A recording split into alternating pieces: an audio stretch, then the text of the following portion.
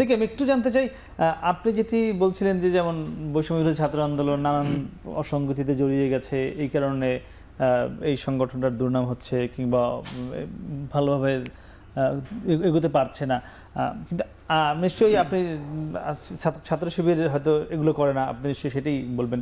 তা ছাত্র শিবিরের সঙ্গে তাহলে ছাত্র দলের কেন এই অবস্থা হলো? একসঙ্গে আপনারা ডাকলে আসে না, আবার তারাও আপনাদেরকে ডাকছে না, আপনারা এটি তাদের সঙ্গে কেন হলো?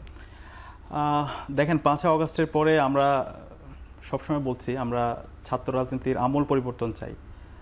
ছাত্র রাজনীতিতে এটা হবে হচ্ছে মার্কেট প্লেস অফ আইডিয়া। আমরা প্রত্যেকে আমাদের আইডিয়াগুলো নিয়ে যাব, যার আইডিয়া শিক্ষার্থীদের ভালো লাগবে সেটা গ্রহণ করবে, যার আইডিয়া তার ভালো লাগবে না সেটা সমালোচনা করবে। কিন্তু আমরা কেউ এখানে হকি স্টিক অথবা স্টাম্প নিয়ে যাব না, আমরা সে দুর্বৃত্তায়ন রাজনীতি এখানে করব না। কেউ যদি করতে চায় আমরা সবাই একসাথে এটা প্রতিবাদ করব। কিন্তু আপনারা সোশ্যাল মিডিয়া নিয়ে যাচ্ছেন, হকি স্টিক না নিলেও সেরকম না, এটা হচ্ছে একটা মানে প্রপাগান্ডা, এটা সবার আত্মসমালোচনা হওয়া দরকার।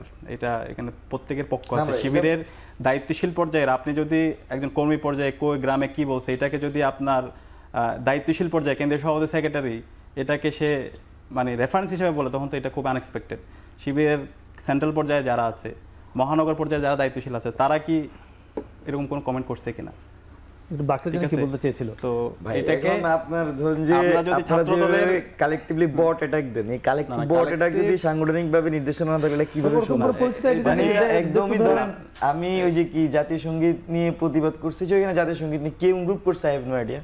তো একটা গ্রুপ তো জাতীয় সঙ্গীত আওয়ামী লীগের বিশেষ সময় আমরা যখন এখানে যেটা হয়েছে ওটা নিয়ে করলাম, ওইখানে আমি তো দেখছি যে ওনাদের বিভিন্ন মানুষজন হচ্ছে দেখলে বোঝা আইডিগুলো কার আইসে খুব বাজে যেটা করতেছে। তো আচ্ছা এবং আচ্ছা আমি বলি, হ্যাঁ, মানে যেটা হয় ডিপার্টমেন্ট অফ রিপাবলিক, বাকশাল এরকম, অথবা হচ্ছে বট জিপিটি থেকে শুরু করে এরকম প্রায় কয়েকশো বট আইডি আছে, যেগুলো থেকে আমাদের বন্ধুপ্রতিমরা ক্রমাগত আমাদের বিরুদ্ধে প্রপাগান্ডা করছে।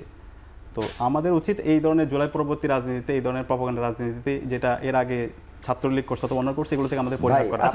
ঠিক আছে, তো এই জায়গায় শুধুমাত্র শিবিরকে ব্লেম দেওয়া হয়, কিন্তু অন্যান্য পক্ষ ক্রমাগতভাবে হচ্ছে আমাদের বিরুদ্ধে প্রপাগান্ডা করছে।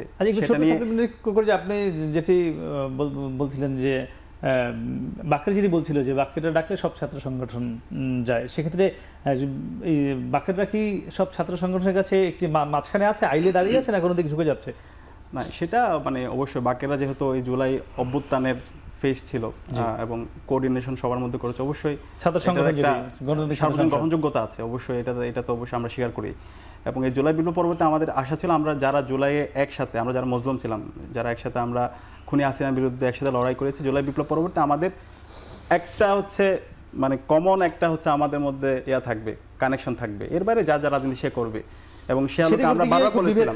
এবং আমাদের যতগুলো প্রোগ্রাম করেছি 5 আগস্টের পরে ইসলাম ছাত্র হিসেবে আমরা যতগুলো প্রোগ্রাম করেছি, আমরা সবাইকে ইনভাইট করেছি, সেটা বামপন্থী হোক, সেটা হচ্ছে মানে আমাদের ছাত্র দল থেকে শুরু সবাইকে। তো দেখা যায় আমাদের কিছু বন্ধুপ্রতিম তারা ক্রমাগত তাদের দায়িত্বশীল পর্যায়ে কেন্দ্রীয় সভাপতি সেক্রেটারি এবং তারা ক্রমাগত আমাদের বিরুদ্ধে মিথ্যা প্রপাগান্ডা করছে। তাদের বক্তব্য যদি 5 মিনিট থাকে, ওখানে 4.5 মিনিট শিবিরের বিরুদ্ধে আছে। তো এটা জুলাই পরবর্তী যে আমাদের মধ্যে যে ঐক্য হওয়ার কথা, সেটা বারবার বিনষ্ট করতেছে। এটা খুব আনএক্সপেক্টেড। এবং ইসলাম ছাত্র শিবির সে জায়গায় যদি বক্তব্য দেখেন, কেন্দ্রীয় সভাপতি থেকে শুরু করে আমাদের মহানগর পর্যায়ে দায়িত্বশীলদের কারো এরকম বিভাজনমূলক আপনি বক্তব্য পাবেন না। কিন্তু আমাদের বন্ধুপ্রতিম এদের বক্তব্য যদি 5 মিনিটে, ওখানে 4.5 মিনিটে থাকে শিবিরকে হচ্ছে